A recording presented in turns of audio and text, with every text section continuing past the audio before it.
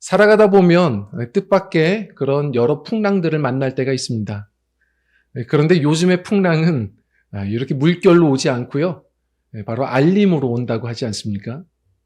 징하고 울려서 보면 카드값 무슨 잔액 부족 뭐 이런 게 뜨죠. 불합격 통보, 병원 건강검진 안내, 아이 담임 선생님의 부재중 통화 이런 걸 보면서 우리의 마음은 순간 파도가 막 일어나는 걸 보게 됩니다. 근데 참 신기한 건 똑같은 좋지 않은 소식도 똑같은 좋지 않은 상황도 밤에 맞이하면 생각에 생각 꼬리를 물고 그게 쓰나미처럼 우리의 마음을 짓누를 때가 있는 것이죠. 오늘 본문 말씀의 제자들이 그랬습니다. 제자들은 실제로 밤바다 깊은 새벽에 밤 4경입니다.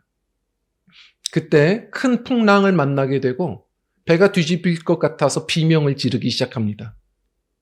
근데 제자들이 왜 이렇게까지 풍랑을 경험할까? 참 흥미로운 건요. 이게 유명한 구절이죠. 요한복음에 보면 예수님께서 그 바다 건너가라고 강권하셨습니다. 그 당시에 예수님이 오병이어 기적을 일으키시고 이제 스타가 되셨어요. 사람들이 떡을 얻으려고 다들 쫓아다니고 임금 삼으려고 합니다. 그때 예수님이 그들을 떠나서 호련히 산으로 기도하러 올라가시고 그리고 제자들에게는 너희들 먼저 바다 건너가라 강권하셨어요. 근데 풍랑을 맞이했습니다. 잊지 마십시오. 예수님을 잘 따르는 신앙인들도 이렇게 인생의 풍랑을 만난다는 겁니다. 이 세상은 천국이 아닙니다. 근데 그 가운데에서도 풍랑을 맞이하고 그러나 풍랑 위에 계신 예수님을 만나며 우리는 천국을 누리며 사는 거죠. 순간순간마다 풍랑 맞이합니다. 자, 그런데 풍랑을 맞이할 때 많은 사람들이 성도들이 거기서 의심하고 넘어지고 그럴 때가 있습니다. 그런 이유가 뭘까? 이 풍랑을 맞이하면 자꾸 우리의 생각이 마음이 고장날 때가 분명히 있어요. 근데 잊지 마십시오. 주님은 뭐 하시지? 내가 이렇게 신앙생활 열심히 하는데 웬 인생의 풍랑이지? 그런데 마가복음에 보면 예수님이 이때에 홀로 산에서 기도하셨지만 그들의 그 곤경을 보시고 바다 한가운데에서 그들의 그 고통을 보시고 주님께서는 주목하셨다라고 이야기를 합니다. 다시 말해 우리 성도님들의 그 풍랑을 주님이 알고 계시고 보고 계시고 주님이 나타날 시간을 지금도 세고 계신다는 사실을 잊지 않으셔야 합니다. 자, 그렇다면 왜 주님이 빨리 나타나시면 되지 이런 시간을 우리에게 주실까? 세상의 풍랑은 의미 없겠지만 성도들이 경험하는 풍랑은 의미가 있습니다. 그 풍랑은 절망의 땅이 아니라 배움의 땅입니다. 풍랑 가운데 우리에게 가르쳐주고 싶으신 하나님의 의도가 있으신 것이죠. 오늘 본문 말씀을 한번 생각해 봐야 합니다. 큰 선박들도 참 힘든 풍랑을 맞이하면 최후로 마지막으로 하는 일이 뭐죠? 그게 바로 이제 제티슨이라고 해서 투하라는 걸 합니다. 다시 말해 모든 짐을 바다에다 던져버리는 거죠. 그건 어리석은 게 아닙니다. 생명을 지키기 위해서 단 하나를 붙들기 위해서 모든 걸 버려내는 거예요. 우리 주님께서도 말씀하시는 겁니다. 우리 제자들이 살다 보면 신앙인들도 큰 풍랑을 맞이하는데 그때마다 주님께서 우리에게 알려주고자 하시는 것 그때는 뭘 더하는 게 아닙니다. 다 버리고 하나를 붙드는 거예요. 바로 이 풍랑 위에 계시는 이 풍랑을 다스리시는 우리 주님을 꼭 붙드는 겁니다. 이 훈련을 시키시는 거예요. 그래서 오늘 성경에 보면 하나라는 표현이 계속 등장하는 겁니다. 다른 거 버리고 하나를 붙드시는 겁니다. 어떤 걸 붙들어야 될까요? 단 하나예요. 첫 번째 이 하나는 무엇이냐면 우리 따라하겠습니다. 한 걸음. 자, 28절 29절 읽어볼게요. 시작. 베드로가 대답하여 이르되 주여 만일 주님이시거든 나를 명하사 물 위로 오라 하소서. 아니 오라 하시니 베드로가 배에서 내려 물 위로 걸어서 예수께로 가되. 아멘. 베드로가 신앙이 많이 자랐습니다. 다들 비명 지르는 그 순간에 지금 예수님이 바다 위로 걸어오고 계시거든요. 그 예수님조차 제자들이 뭐라고 해요? 유령이다 라고까지 얘기합니다. 근데 베드로는 믿음이 많이 자랐어요. 혹시 예수님이신가요? 예수님이시면 저더러 오라고 명하여 주십시오. 제가 가겠습니다. 대단한 믿음이죠. 주님이 오라 하십니다. 그러더니 베드로가 정말 한 걸음을 바다에다가 올려놓습니다. 바다에 올려놓고 나서 결국은 걷게 되는데요. 많은 걸음을 걷지 못합니다. 그렇지만 어떤 제자들도 경험하지 못한 주님이 깔아놓으신 융단 같은 바닷길을 그는 경험해 본 것이죠. 평생 간증했을 겁니다. 많은 분들이 풍랑이 거치면 걷겠다 말합니다. 천만에요. 주님은 풍랑 중에 말씀하십니다. 그 순간에 말씀을 따라 걷는 것을 훈련시키세요. 우리의 생명도 지키시지만 사명도 이루시는 주님이세요. 오라 하십니다. 참 우린 답답하죠? 이 큰 풍랑 속에서 정말 힘겹고 고통스럽고 괴로운데 주님은 자꾸 말씀하세요. 너 이 사람도 사랑해야지. 너 이 순간에도 선교해야지. 힘들어도 헌신해야지. 주님은 자꾸 말씀하세요. 생각해 보십시오. 그 미션 임파서블이라는 이 영화 시리즈를 보면 톰 크루즈인가요? 이 멋있는 사람이 계속 등장해서 이 주연을 맡고 있는데 사실 내용은 다른 건 생각나지 않습니다. 그런데 공통적인 게 있어요. 이 사람은 위기의 순간 절벽에서도 산 위에서도 헬기에서도 본부가 명령하면 뛰어내립니다. 참 신기하죠? 길이 있어서가 아닙니다. 아무것도 길이 보이지 않아요. 근데 그곳에서 그냥 뛰어내리면 그 다음부터는 본부가 책임지죠. 갑자기 기계가 작동하든지 누군가가 낯선 사람이 나타나 손을 잡아주든지 어떤 길이 갑자기 열리든지 결국 그래서 미션을 이루게 되죠. 성도님들 데살로니가 후서 5장 24절에 보면 이런 구절이 있습니다. 너희를 부르시는 이는 미쁘시니 그가 곧 이루시리라. 성도님들 우리를 부르시는 분이 이루실 겁니다. 풍랑이 있을 때 많은 고민, 많은 계획이 필요하지 않습니다. 주님께서 그때에 주시는 말씀 하나를 가지고 한번 걸어보는 겁니다. 그럴 때 주님이 예비하신 길을 만나는 거거든요. 여호수아와 군대들을 보십시오. 요단강이 갈라져서 건넌 게 아닙니다. 주님이 말씀하시니 발을 넣어 봤습니다. 그랬더니 요단강이 갈라지죠. 그리고 성경이 뭐라고 얘기합니까? 이전에 걷지 못한 길, 이전에 가보지 못한 길을 너희가 걸으리라. 성도님들 이 풍랑 가운데 주님의 말씀 따라 한 걸음씩 가보는 겁니다. 그럴 때 이전에 가보지 못한 말씀으로 걷는 길, 주님이 예비하신 길을 만나실 겁니다. 오히려 그 풍랑 가운데에 우리가 한 걸음 걸음 주님 말씀 따라 걷는 제자로 빚어질 겁니다. 어떤 분들이 그렇게 얘기하죠. 이 풍랑이 멈추면 제가 좀 헌신할게요. 주님이 말씀하십니다. 아니야.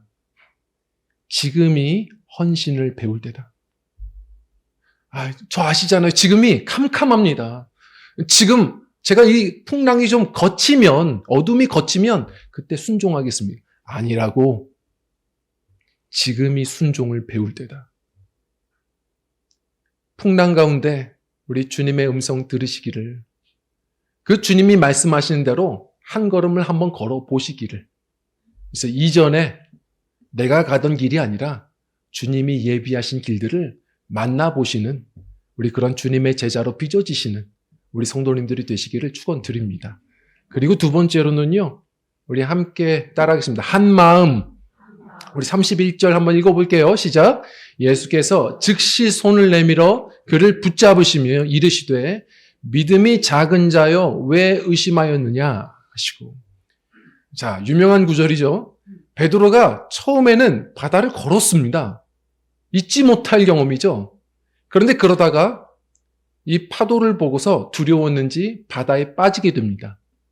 근데 주님이 다가와 손을 내미시면서 하신 말씀이시죠. 믿음이 작은 자여, 왜 의심했느냐? 자, 의심이라는 말이 무슨 뜻인지 아십니까? 이게 디스타조라는 말입니다. 이게 무슨 뜻이냐면 두 개의 마음입니다. 두 개의 마음. 의심은 질문이 많은 게 아닙니다. 하나님과 세상을 두 가지를 같이 보는 겁니다. 처음에는 그렇게 믿음의 결단을 가지고 가다가 성도들이 왜 멈칫할까?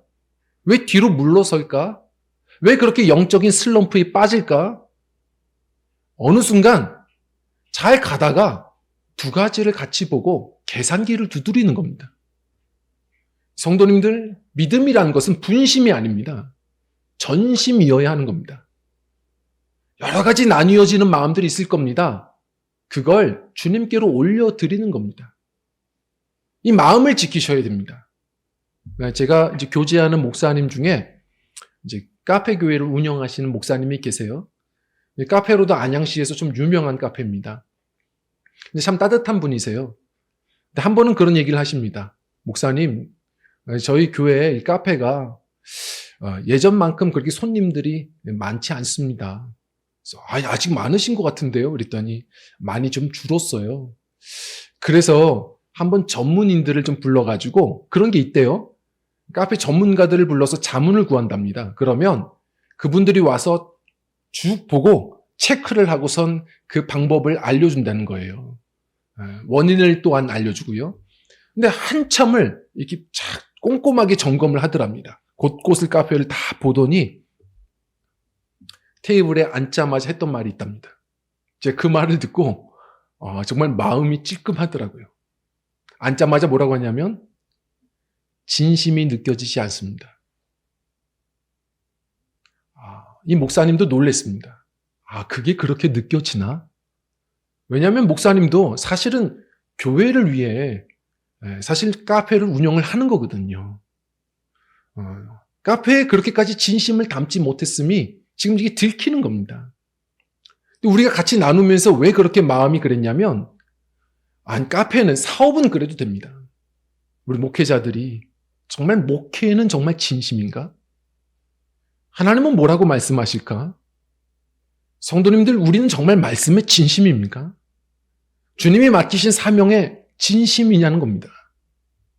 진심은 전심인 겁니다. 마음을 다 올려드려야 되거든요. 근데 우리는 정말 그러고 있을까? 잘 나가다가도 항상 이게 풍랑이 불면 마음이 막 무너집니다. 나뉘어지죠. 어떻게 해야 될까요? 주님의 말씀이 올려놔야 됩니다. 자꾸 말씀에 올려놔야 돼요. 제가 전에 철야 예배 때에도 말씀드렸지만 이 비행기 승무원들이 위급 상황이 되면 이 비상 대응 요령이 있다고 하죠. 그 중에 재미있는 게 있는데 정말 위급한 순간이 되면 승객들에게 어떻게 해요? 반말을 하게 되어 있답니다. 반말은 안 돼요. 그것도 강하게 명령조로 그렇게 단호하게 얘기한답니다. 얼마나 놀라겠어요? 커피 드시겠어요? 뭐가 필요하세요? 하시던 분들이 위기 순간이 오면 자리에 앉아! 고개 숙여! 일어나! 나가! 그런다는 겁니다. 놀라겠죠? 경각심이 오지 않습니까? 저도 나중에 한번 좀 해보려고 합니다. 자리에 앉아! 졸지 마! 기도해! 그러면 상처받지 마시고 교회에 위기가 왔나 보다 생각하시면 됩니다. 위기의 순간에 그렇게 한다는 겁니다. 그 이유는 그래야 긴장합니다. 위험한 순간이니까. 그리고 뭐라고 얘기하냐면 정말로 시끄럽고 분주한 순간에는 단순하게 말하고 단순하게 들어야 이 마비 상태에서 해제된답니다. 뭔가 사람이 움직이기 시작한대요. 우리의 삶의 풍랑을 맞이하지 않습니까? 그 풍랑은 정말 풍랑입니다. 시끄러울 거예요. 인생이 풍랑이 오면 조롱하는 소리도 들립니다. 그리고 자신들의 경험이라고 이런저런 조언의 소리도 막 들릴 겁니다. 그 순간 우리가 해야 될 일은 유리창을 좀 닫는 겁니다. 오직 나의 소망, 생명 되신 주님, 마음이 나뉘어지지 않고 오직 주님께 한번 올인하는 시간 아닙니까? 주님 앞에, 말씀 앞에 우리의 마음을 올려두기를 하는 겁니다. 주님의 말씀을 크게 듣는 거예요. 잠언서 4장 23절에 보면 이렇게 얘기합니다. 너희는 무엇보다 너희 마음을 지키라. 생명의 근원이 이에서 남이라. 마음을 어떻게 지키죠? 그 윗구절을 읽으셔야 됩니다. 아들아, 내 말을 주의하며 그 말을 너희 마음속에 두라. 하나님의 말씀입니다. 성도님들, 주님의 말씀 앞에 날마다 마음을 올려두십시오. 그때는 내 생각이 아닙니다. 신앙인은 지능지수로 사는 게 아닙니다. 순종지수로 가는 겁니다. 하나님께서 주시는 말씀 앞에 항상 한마음이 되셔서 우리 한 걸음 한 걸음을 걸으시는 은총이 있으셨으면 좋겠습니다.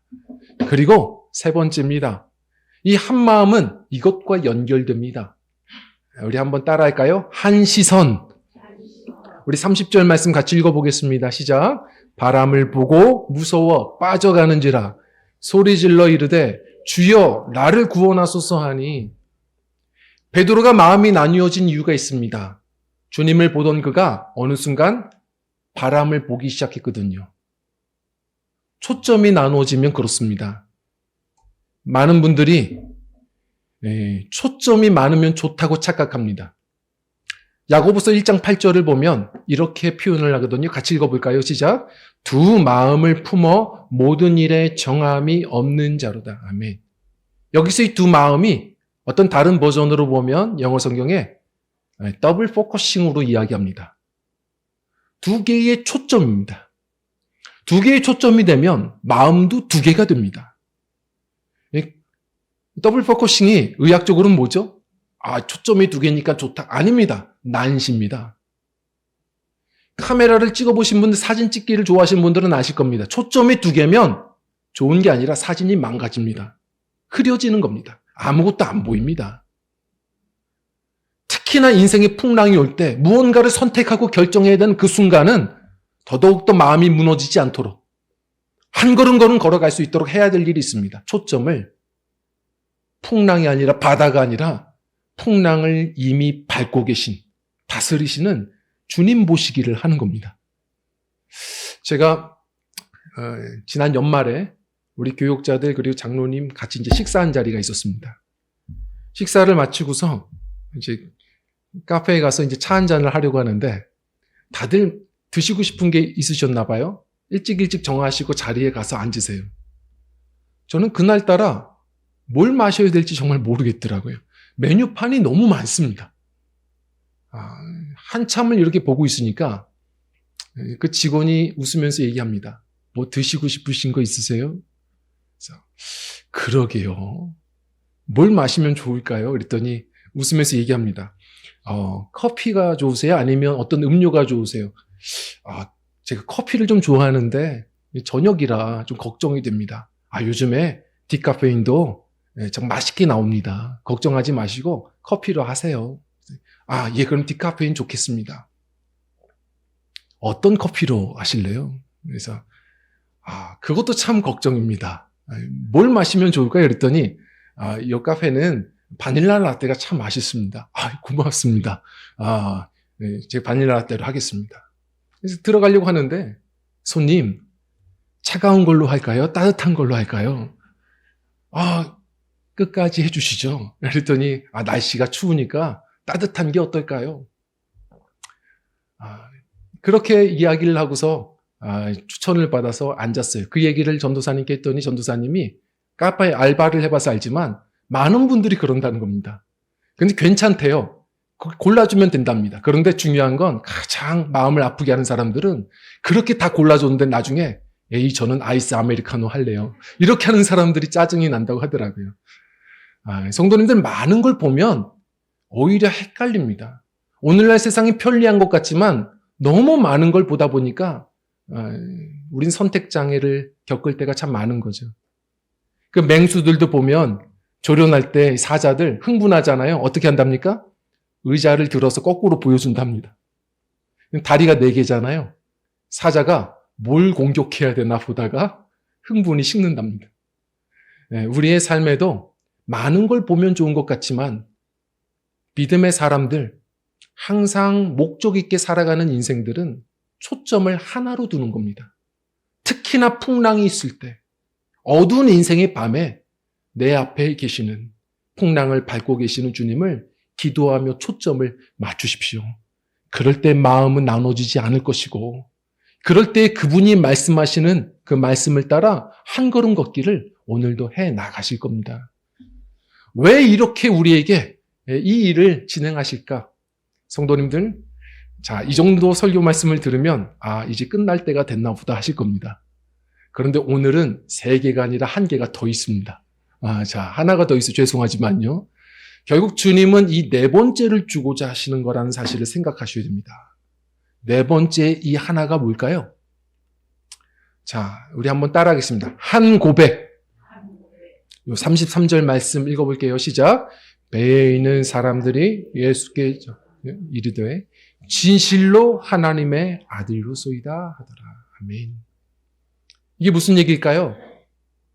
성도님들, 베드로가 가다가 좀 빠졌다고 해서 실패자라고 할 수 있나요? 아닙니다. 우리 신앙인들 매번 주님 따라 가다가 또 빠지다가 합니다. 그러나 기억할 것은 그러면서도 다시 다가오시는 주님 초점 맞추고 또 일어나고 걷는 거예요. 이 일들을 계속 반복시키시는 이유가 뭘까? 이 풍랑 끝에 우리에게 주고자 하시는 건 뭘까? 잊지 마십시오. 한 고백입니다. 제가 목회를 하면서 느끼는 것은 정말 힘있게 간증하시는 분들 보면, 그렇게 증언하기를 좋아하시는 분들 보면 인생의 풍랑을 겪어보신 분들입니다. 그렇게 수없는 풍랑을 겪어보신 분들이 그 풍랑 속에서 나의 하나님을 만나봤거든요. 주님은 이 풍랑 가운데에 성경의 하나님이 아니라 나의 하나님을 주고자 하신다는 사실을 잊지 않아야 됩니다. 나의 주님이 이러셨어. 그 고백하게 하려고. 주님이 이런 분이야. 우리 그렇게 진심 있게 전도하게 하려고. 주님은 우리에게 때로는 풍랑을 거치며 주님의 돌보심을 경험하게 하신다는 겁니다.